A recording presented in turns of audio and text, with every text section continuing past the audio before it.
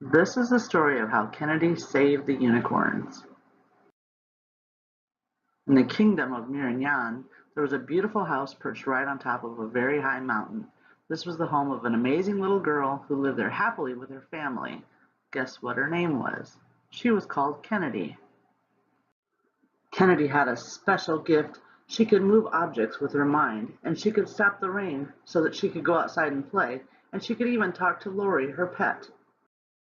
One night a firefly came in through the window and woke Lori up and gave a message for Kennedy, who was fast asleep. The first rays of sunlight were just starting to creep in when Lori woke Kennedy up. "A firefly just gave me a message for you. It says that the unicorns need your help." "Unicorns? But there are no unicorns," said Kennedy. Lori explained that once upon a time, unicorns lived among the people of the kingdom of Mirian. But those people were so horribly greedy that they stole all the golden eggs from which the baby unicorns were hatched. That meant that all the baby unicorns had disappeared except one. His name was Otis. The firefly told Lori that some of the unicorns had managed to escape and were hiding on the island of the Golden Orioles. The firefly had also spotted Otis in the purple forest. "Kennedy, only you can help Otis find his family." As they were leaving to look for Otis, Kennedy suddenly thought about her own family. "I should have told them where I was going so they wouldn't worry about me." All of a sudden, Kennedy heard a noise. She turned around and saw the most beautiful animal she'd ever laid eyes on. "Hello, Otis, I'm Kennedy." But Otis was scared stiff and ran away. "Wait, please stop. I only want to help you find your family." The unicorn stopped to listen to what Kennedy had to say.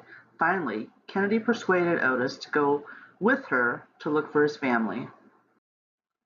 Kennedy climbed onto Otis's back as best as she could, as she'd never ridden a unicorn before. As Kennedy, Lori, and Otis were flying towards the island of Golden Orioles, they came upon a nasty sea monster. Otis got trapped in one of its tentacles. Kennedy got away, and using her special powers, she brought seaweed up to the water's surface and trapped the monster in it. Once Kennedy managed to free Otis, she climbed onto his back, and together they continued on their journey to the island of the Golden Orioles. The island of the Golden Orioles was sheer paradise, where the unicorns trotted around freely. Upon seeing Otis, one of the unicorns came over to them. "I'd recognize you anywhere. I've thought about you every second of every day. Otis, I am Arlena, your mother." Otis and Arlena hugged each other ever so tightly.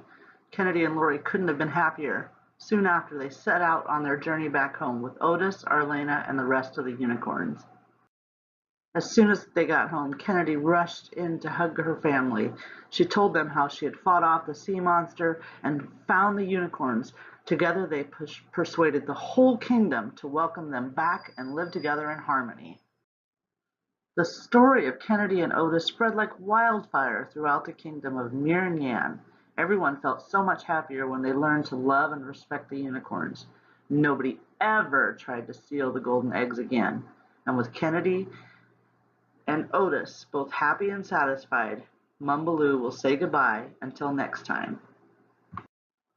You might like to know that the golden oriole is an intelligent bird that flies very fast. Its black and yellow feathers look like sunbeams. The slow lory is a kind of monkey.